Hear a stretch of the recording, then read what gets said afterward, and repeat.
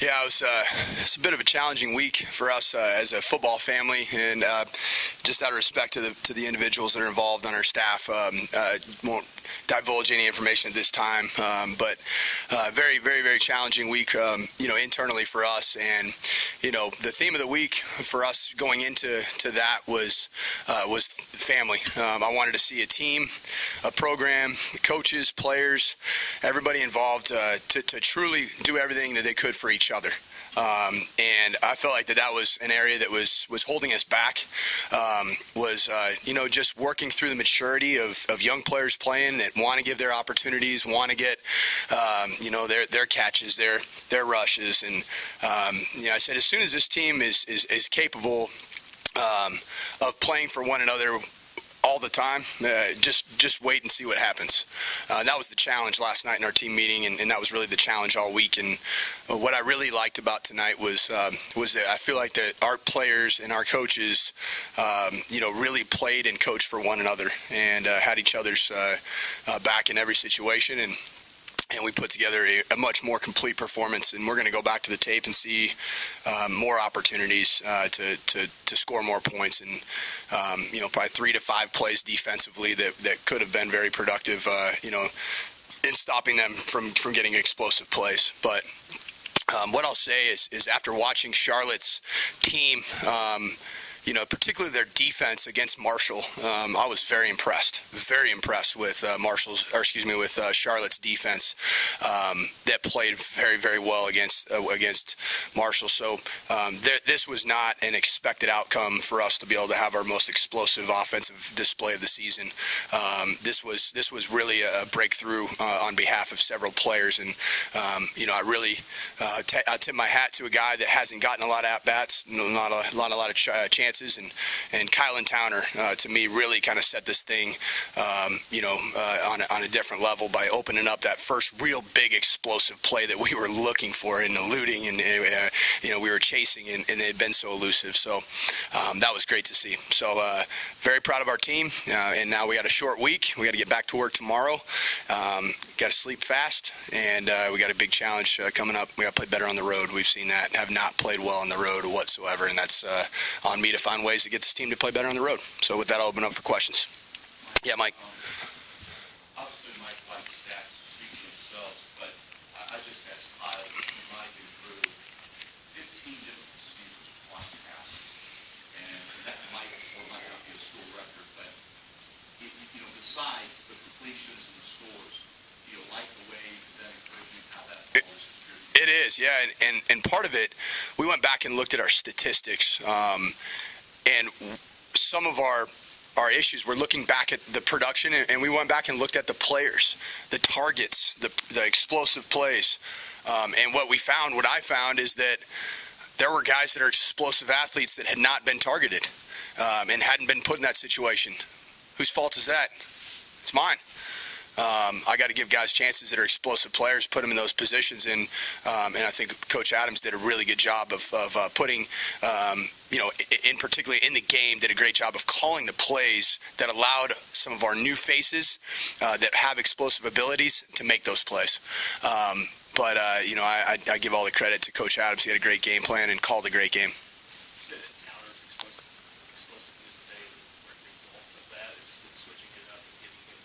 Yes. What we found is that, Nicarius had been so good on third down and so good in critical situations. And as a result of that, it's hard to get Kylan Towner on the field. But what you're losing is a guy that can really, really blow the top off with speed and with athleticism and make you miss and violent running after catch. So we had to mix that up. And as you saw, both of them had production, which was great. And that's how we need to be going forward at that slot position, that H position, we call it. Do you sort of see him now as a mainstay, possibly? Absolutely. Yeah, he earned that right. And, he's earned that right in his career here as a kick returner. And I think, we're not getting kicked to as often. We got to do a better job in kickoff return. Today was not great. But I think Kylan's a guy that needs to do it on offense too. Today, what you really envisioned this offense looking like when it's at its best this year? Yeah, I think honestly, I know it sounds, almost kind of ridiculous based off how we looked last week compared to this week. I mean, there still is a lot of room for improvement, even from today. And a lot of it, to me, just looking out and seeing it and what my vision for this offense is to have the players that are making those plays be 100% certain in their pre-snap alignment and their execution from the sideline to the field and lining up and communicating. And we're still not quite to where I want us to be, and that's going to be the next step because we saw there's playmakers, and Mike did a great job. The O-line played great. But to me, it's just that I want to see that you know, the players that you know, and we as coaches have to get them to the point where they play at a level with 100% confidence in their knowledge of the system. And that, to me, we're still chasing that.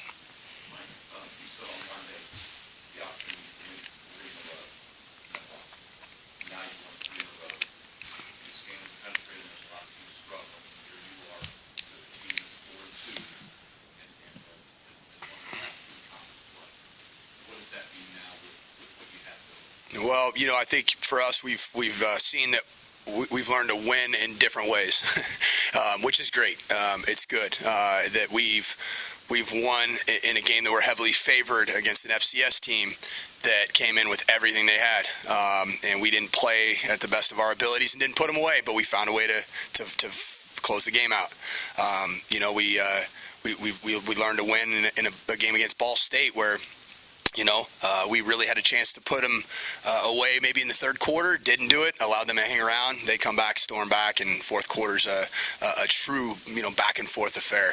And then last week, we went in with very below average stuff. It's like a pitcher going in the mound, not have his fastball command, and all he's got is, his curveball that's hanging, and that's how we felt last week. But we won, and we found a way to win with our, by far, not even close to being our best stuff.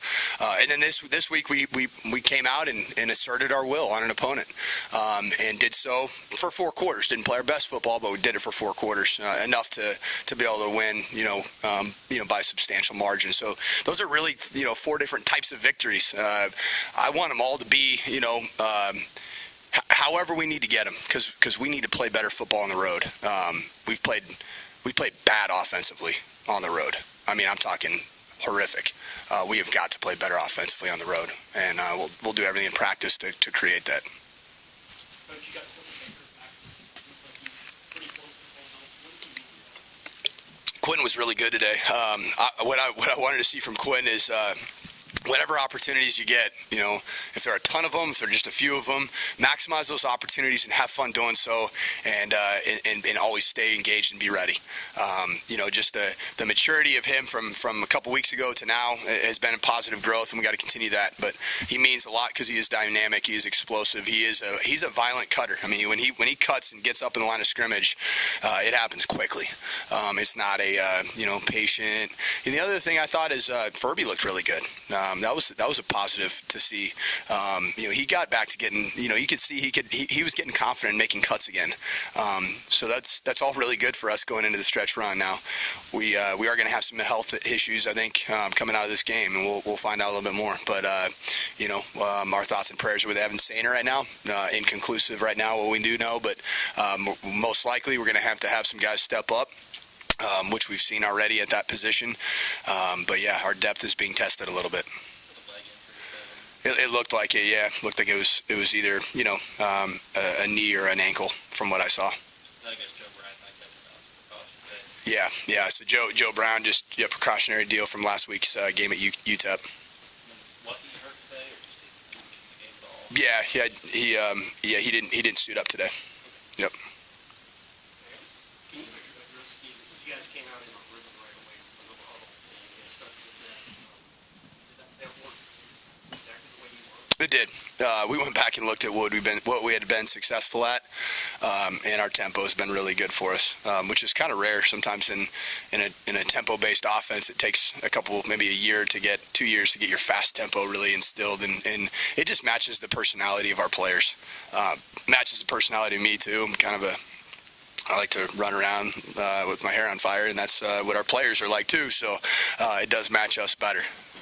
So I think we executed it very well to start the game. What was that, like a 17-play drive? I mean, that's a tough game. That's a tough way for a defense to start. 17 plays with fast tempo. Like that's not easy. That's a wear on you. Aside from two big runs from McAllister and Martin, your defense had a pretty impressive game tonight. What do you think they can do to improve, maybe not get those big plays next time? Yeah, you just our run fits.